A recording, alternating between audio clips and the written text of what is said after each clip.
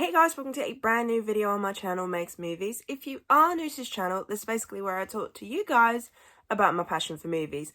This goes from collections, hauls, reviews, and to today's video, so let's get into it. Okay, so I am back with Megz Moviez weekly watches. Last week I didn't post one because literally the only thing I watched was Evil Dead Rise.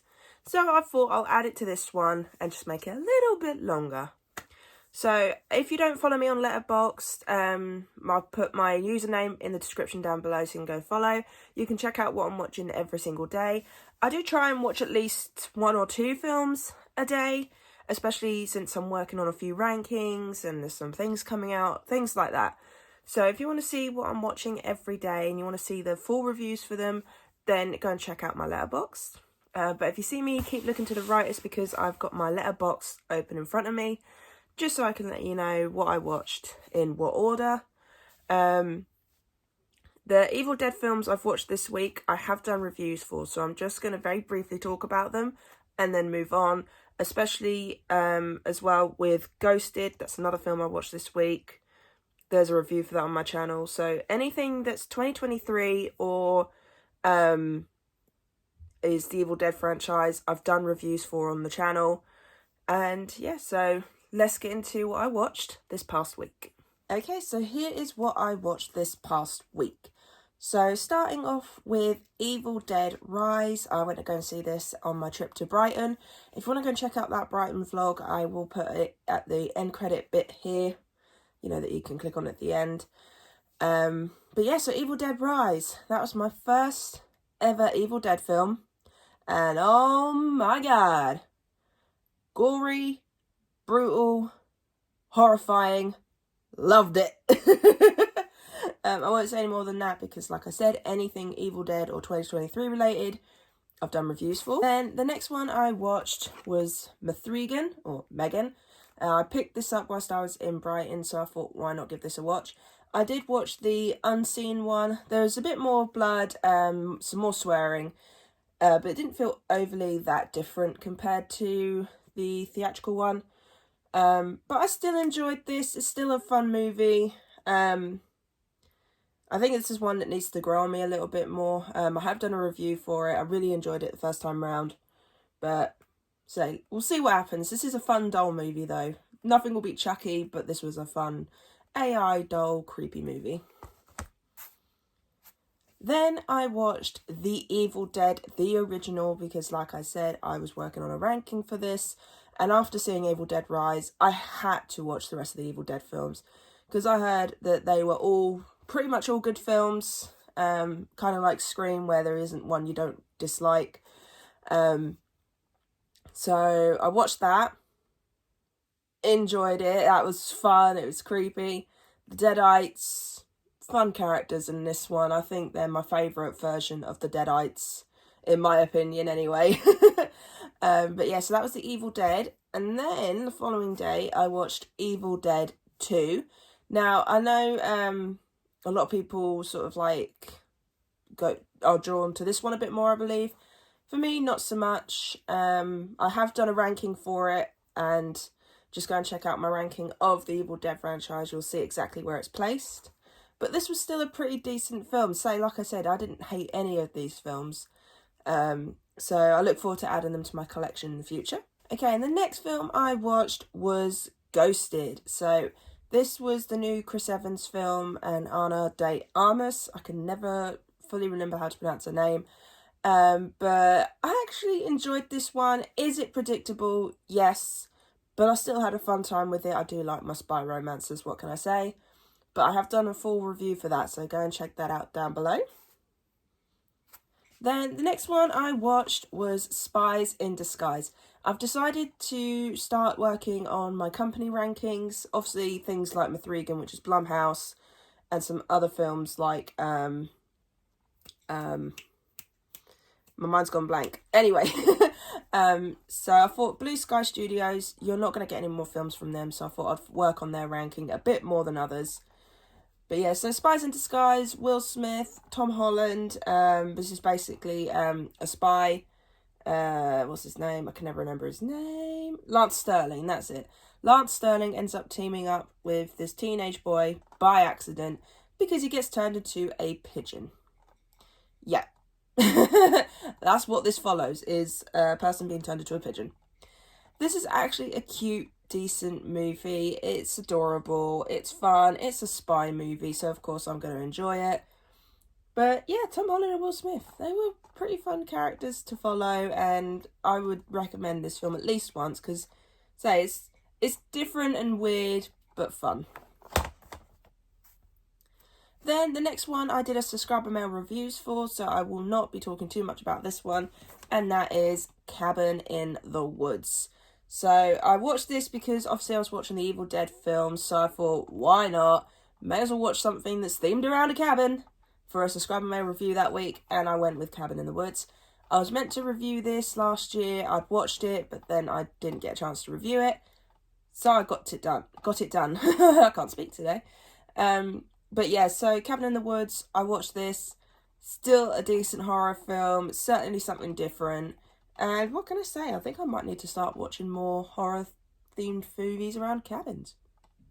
Okay, and then the next one I watched was Army of Darkness. Now, when I went into this franchise, a lot of people did say that this is the most comedic and most weirdest one out of the films, which I can totally agree with it. And not gonna lie, I'm not gonna give my full thoughts on it. I'm just gonna say, that's gonna become one of my guilty pleasure films. Yeah, it's weird, it's funny, it don't feel fully like an Evil Dead film, but it was still fun. Then I rewatched Doggone, because I'm currently working on my 2023 ranking, and I've done a full review for this, so I'm not going to go into too much detail, but it's still cute and adorable. It still gets to my heart a little bit, say, because I do own a dog, and to think what this family went through to try and find this dog, it just sort of like got to me a little bit, and it still does. I think it's a really good film. It is a lovely film, and it's one of those films that I wish we could get on physical, because that would be nice to have in my collection, but who knows, you never know.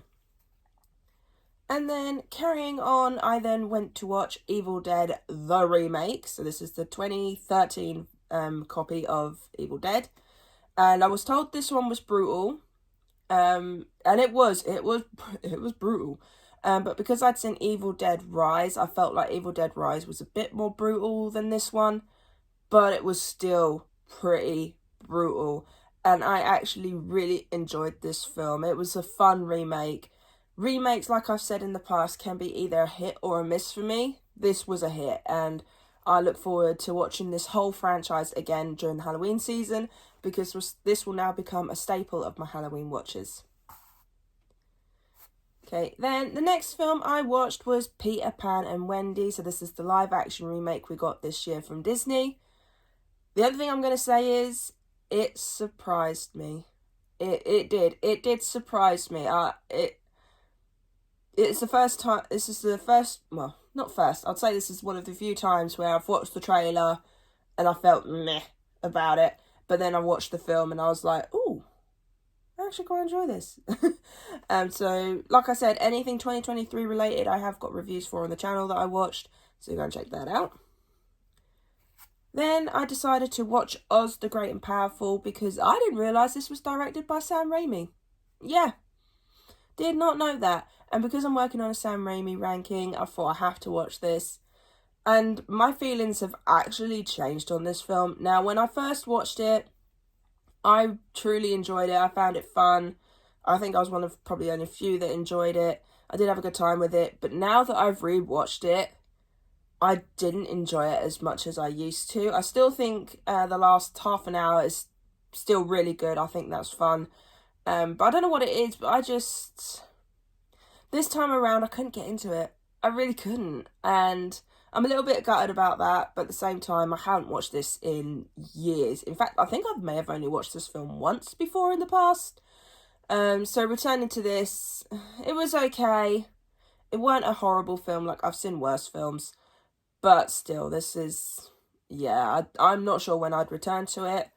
I mean, if I was just chilling somewhere, or if I was away somewhere and I just needed something to put on in the background, Oz the Great and Powerful would be one I put on in the background, but yeah, it was okay. It was okay. Then the next film I watched was Drag Me to Hell. So this is obviously, yet again, another Sam Raimi film. My manager actually recommended this one to me. And so I found it on CEX very cheap. So I thought, why not? And I have done a full review for this. So go and check that out. But yeah, Drag Me to Hell. This brought Sam Raimi back because I think the last two Sam Raimi films I'd watched were more comedies, fantasy kind of thing. So it's nice to see his horror come back. But yeah, I definitely watched this one again, 100%. And not gonna lie, after watching this film, it made me rethink my score for Army of Darkness. So my score has changed slightly on that one. But yeah, so Sam Raimi, you're becoming one of my favourite directors. You ain't going to beat Wes Craven for me because he'll always be my favourite. But you're creeping up there. You're like pretty much second, I think. Okay, and then the last two films I watched, they were yesterday's ones. And I've clicked on the wrong button. There we go. Okay, so the two films I watched... Oh no, I watched all three in the same day. Apologies. So after Drag Me to Hell, I watched The Sorcerers Apprentice. Because, like I said, I'm working on the Disney live-action remakes. I'm going to do a ranking of those, thanks to Pan and Wendy. So, Sorcerer's Apprentice, I hadn't watched this for a while. I remember when I first watched it, I really enjoyed it. I still really enjoy it now. I find it fun and entertaining. Nick Cage, pretty much I enjoy anything he's in. I think the only thing I need to rewatch of his is this one, Unbearable Weight of Massive Talent, because I watched this during a night shift and before a night shift, sorry, and I kept falling asleep and I kept getting confused because it kept changing.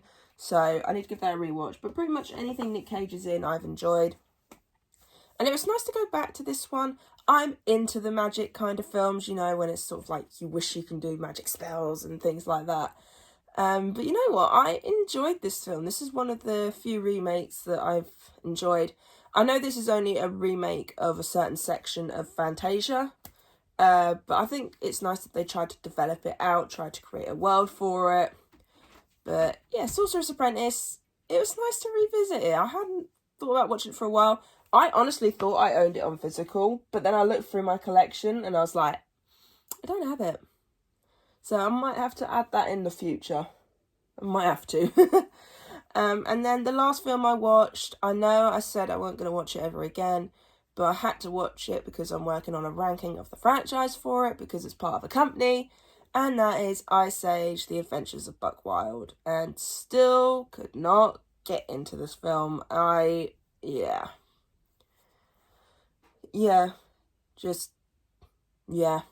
That's all I can say is it didn't feel like a Buckwild film. You may as well called it the Ice Age Adventures of Crash and Eddie, really. But I only watched it because I'm working on my Ice Age ranking, something I started last year but never got around to finishing. So I thought I'll get this one watched and done and out the way because that's like my least favourite of the franchise. But I think the only good thing about it is that Simon Pegg come back. I love Simon Pegg as Buck. He's just amazing as Buckwild, and Buck's become one of my favourite characters. After Sid, of course. But yeah, so that was the last film I watched.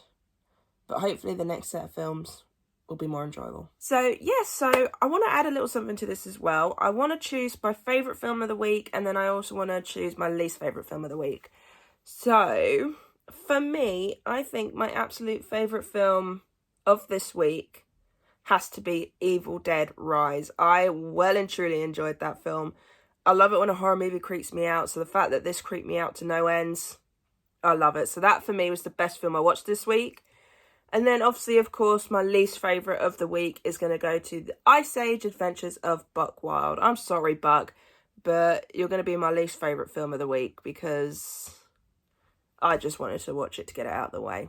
Simple as, that was all that was.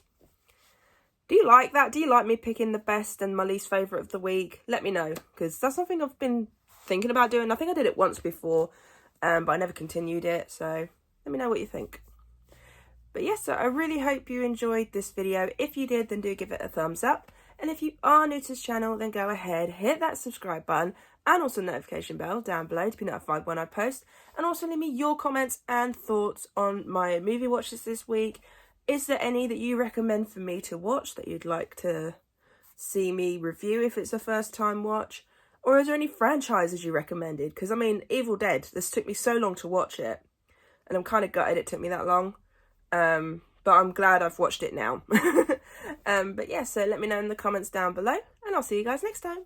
Bye!